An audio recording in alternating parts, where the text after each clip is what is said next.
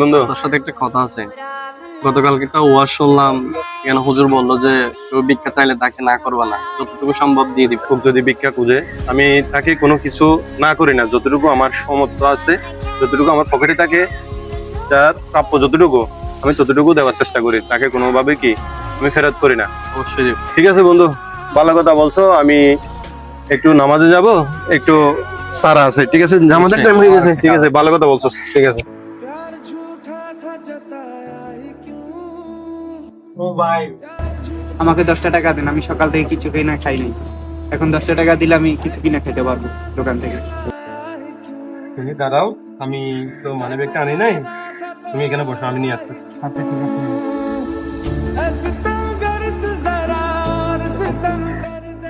আল্লাহ, এখন আমার বন্ধু বললো ভিক্ষুককে ফিরিয়ে না দিতে, এখন কি হবে?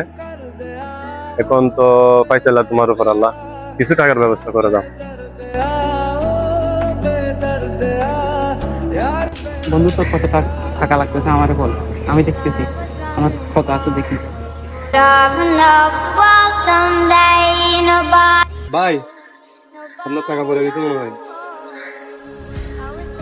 ভাই এদিকে আসেন। রাখছেন? এটা আপনি রাখেন। Thank you.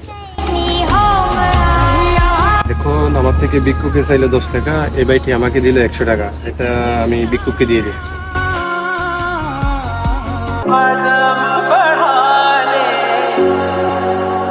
ভাই, আমার থেকে তো 10 টাকা চাইছিল, আমি দিতে পারি না, আমার মানি ব্যাগ ছিল না। তো আমাকে একটা ভাই হচ্ছে আমাকে 100 টাকা দিছে, এটা তুমি রাখো। নাও, এটা দিয়ে তুমি কোনো কিছু কিনে খাইও। ভাই আমি তো 10 টাকা চাইছি, ভাই আমি 100 টাকা।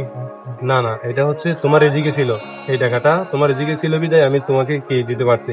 আমি যখন রাস্তা দিয়ে হেঁটে যাচ্ছি, একটা ভাইকে টাকাটা দেখাই দিয়েছি মানি ব্যাগ, তো আমাকে 100 টাকা দিছে। এই টাকাটা আমি তোমাকে দিলাম, তুমি কিছু কিনে খাবা। হ্যাঁ, ঠিক আছে, আমি গেলাম। হ্যাঁ।